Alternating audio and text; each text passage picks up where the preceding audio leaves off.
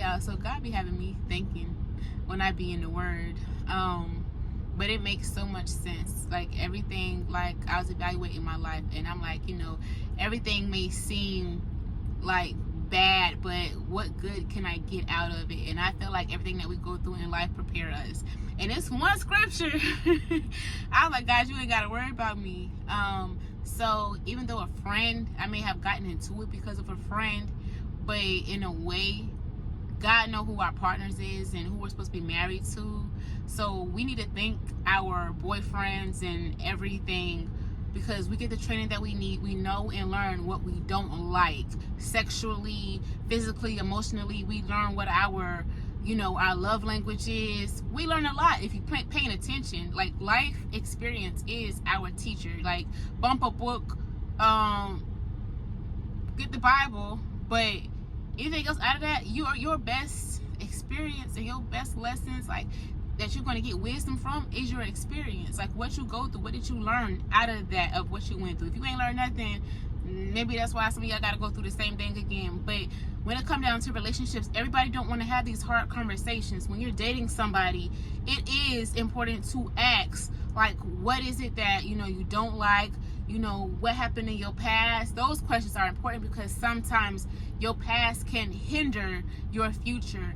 And for singles, if you know that you like something, like, and you talking to somebody, it's okay. Maybe that first week, fill them out. That second week, y'all need to start asking these hard questions. Like, hey, I know they say don't talk about sex and all that, but that's important. Hey, are you sexually, is your sex like high or low? Because somebody that likes a certain thing sexually and the other person don't, you might as well go ahead and kill it there, because you're going to always be dissatisfied. You're going to always go seek it out somewhere else, because that's something that you desire, that's something that you like. And this is why so many people get cheated on. If we're going to be all the way real, like, this is why some people get cheated on, because when you don't fulfill your man at home, it's easy for somebody else to come do it because he has a desire or she has a desire. And then it's even worse for somebody being married. So if you don't fulfill or ask these questions to see if y'all even compatible, or like, yes, we got to make sure spiritually that we align with God, that is this a God ordained relationship that we're supposed to be in, a marriage. But if not, then it's like, okay, well, no, like God know what he doing when he putting two people together. You don't always have to test drive it, but we do. So it's like, now it's just like, ask these questions so you can save yourself a heartache in the long run, a divorce. And when God is trying to put you together with somebody, it's like, you should, like, those relationships, you should learn how you are, what you like.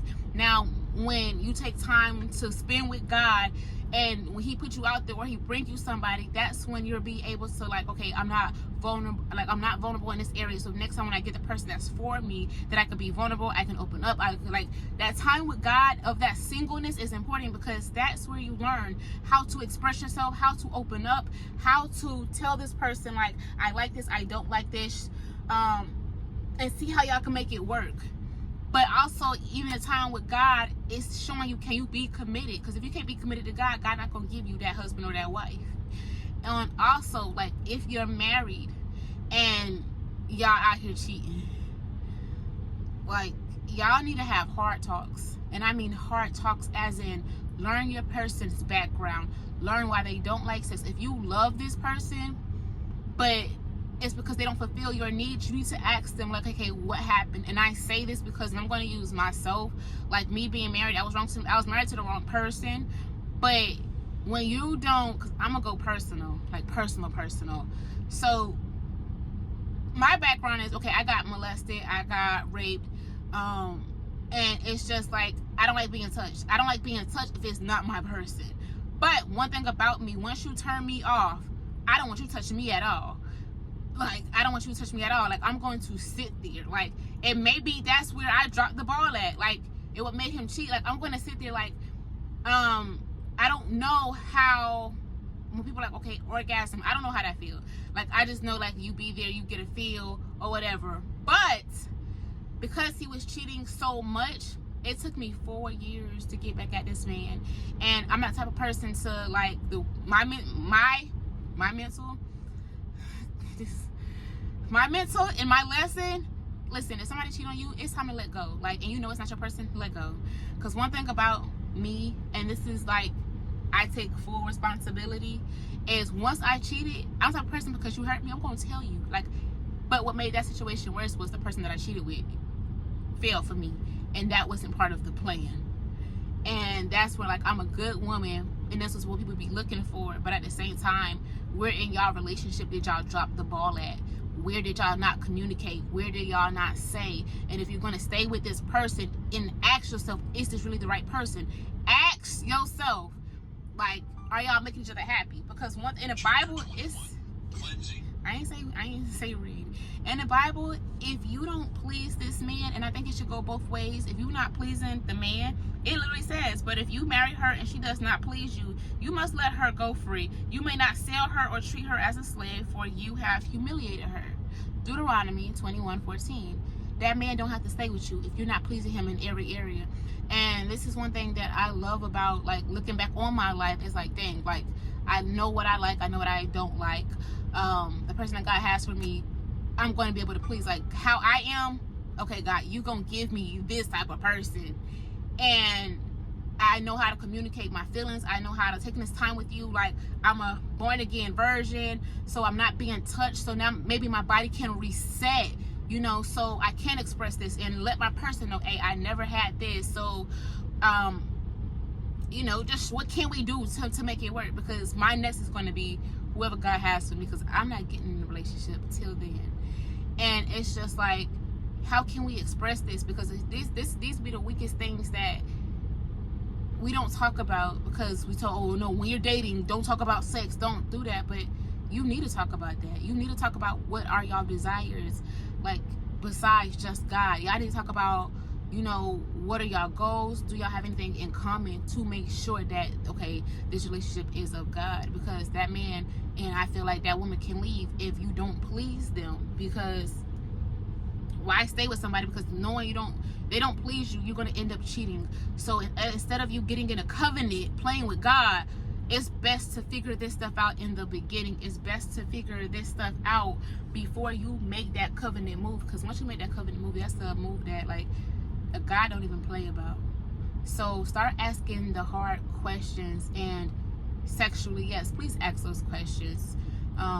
Then also, one thing that I really realized too, women aren't the only ones that get touched. Men get touched too, and men don't talk about it. So it's certain things that hurt and pain that be built up that we as women don't know about, because they're being so strong. So when they're not pleasing us, like, sometimes they just need a quick, and it's just like, it's going to aggravate us, and we're not understanding that. And then it's like, when a woman is not satisfied, you know, that's what probably make a woman go step out. But that was my reason for step out.